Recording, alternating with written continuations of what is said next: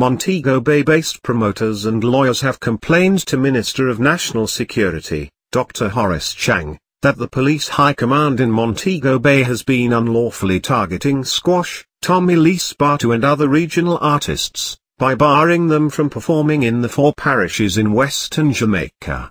The concerns were raised during a meeting staged by the minister in Montego Bay on Saturday regarding the impending amendment of the Noise Abatement Act.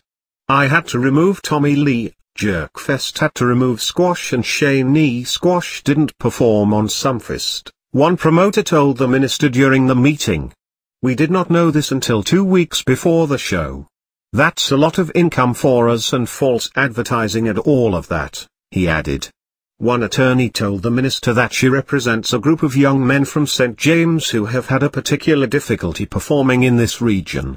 She said promoters have complained that the police have told them that if her clients are billed for any shows in Western Jamaica, they would not be given event permits. These men are legitimate performers and we have indicated to the superintendent that if he has any questions as it relates to the content of their music, that it can be modified. It has now gone as far as the superintendent saying to them that they are not to be seen in these 4 parishes, she said.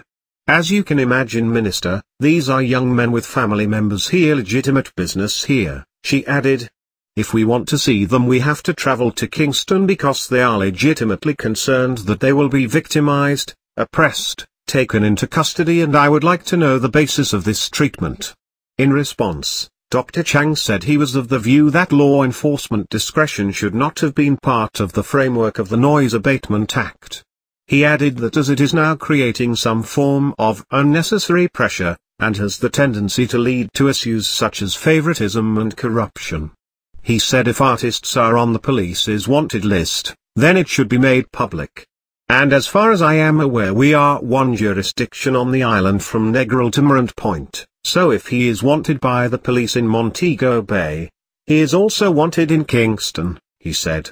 On the other hand, the minister said police might have concerns about artists spewing lyrics which incite violence on stage, but that such cases would not warrant a ban, but a warning.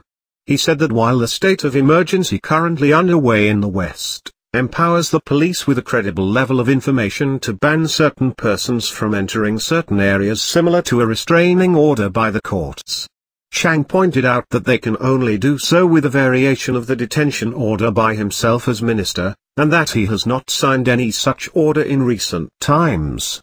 You cannot stop an event because somebody is on the program that you don't want on it. If they have a case, that is far different than just labeling somebody.